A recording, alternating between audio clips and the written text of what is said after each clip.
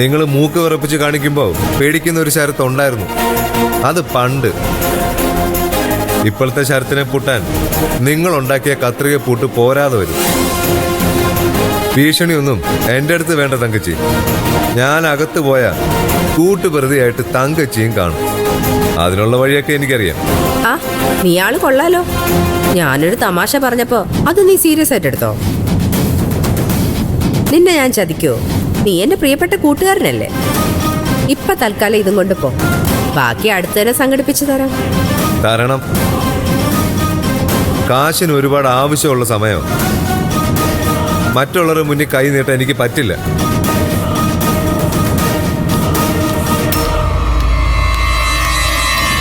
ഇവനെ സൂക്ഷിക്കണമല്ലോ.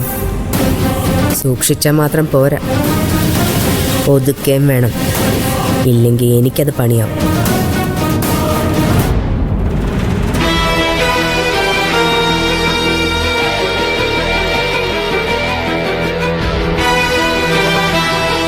നമ്മൾ വിചാരിക്കാത്ത തരത്തിലെ വിഷ്ണു പലതും സംഭവിക്കുന്ന. പ്രേമിച്ചിയെ കാണാനില്ല. ഇവിടെ പോയി അറിയില്ല. വീട്ടിലെ സ്വർണവും കാണാനില്ല. അപ്പോ നീ തന്നെ ആയിരിക്കുമല്ലോ എന്റെ പിന്നില്. അയ്യോ, ഞാനല്ല. ഞാനങ്ങനെ ചെയ്യൂ? ചെയ്യും. നീയേ അത് ചെയ്യൂ. സത്യം പറ, അവരെ നീ എങ്ങോട്ടാ മാറ്റിയേ? വിഷ്ണു എന്തൊക്കെയാ പറയുന്നേ? ഒരാളെ മാറ്റാന്ന് പറയുന്നത് അത്ര എളുപ്പമുള്ള കാര്യമല്ല. ഇപ്പോഴത്തെ അവസ്ഥയിൽ ഞാൻ അങ്ങനെ ഒരു റിസ്ക് എടുക്കാൻ തയ്യാറാവോ വിഷ്ണു?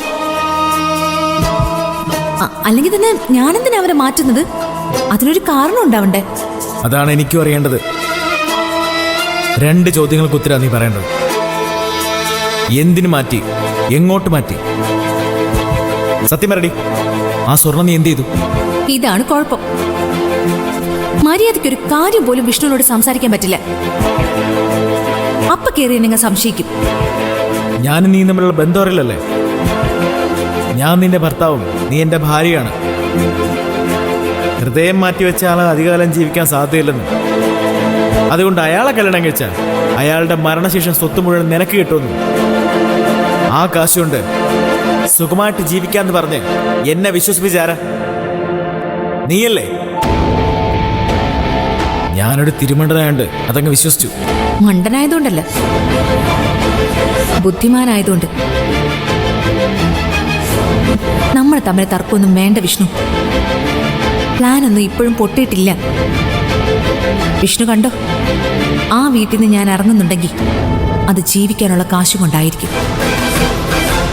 വെറുതെ ഒന്നും ചന്ദ്ര ആ വീട്ടിൽ നിന്ന് പടിയിറങ്ങുന്ന ആരും കരുതണ്ട. നീ ഇറങ്ങാതിരിക്കേ അതെന്തോണോ ചെയ്തോ. പക്ഷെ എനിക്ക് ഇവിടെ നിന്ന് എപ്പോൾ ഇറങ്ങാൻ പറ്റും അത് പറ. സിദ്ധു പ്രേമിച്ചെ കാണാത്ത ടെൻഷനില്ല. അതൊന്ന് തണുത്തോട്ടെ. വൈകിയ എന്റെ സ്വഭാവം മാറും. വൈകില്ല. സമാധാനമായിട്ടിരിക്കെ, എല്ലാം ശരിയാക്കാം. ശരിയാക്കണം. ഇല്ലെങ്കിലേ ഞാൻ സിദ്ധുവിനൊരു കത്തെഴുതും. അതിലെല്ലാ സത്യങ്ങളും ഉണ്ടായിരിക്കും. എല്ലാ സത്യങ്ങളും.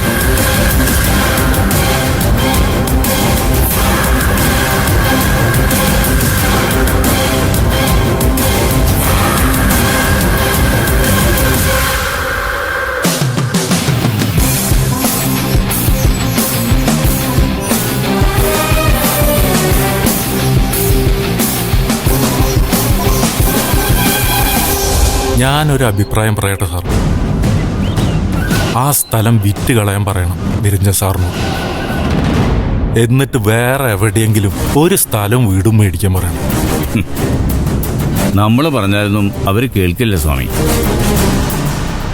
ഇപ്പൊ തന്നെ ഇതിൻ്റെ ഒരു ആവശ്യമില്ലായിരുന്നു. ഈ ഭാഗം വയ്പിൻ്റെ പൊന്നുമണിക്ക് ഷെയർ വേണമെന്ന് പറഞ്ഞപ്പോൾ തരാൻ പറ്റില്ലെന്ന് ഇവർ പറയണമായിരുന്നു.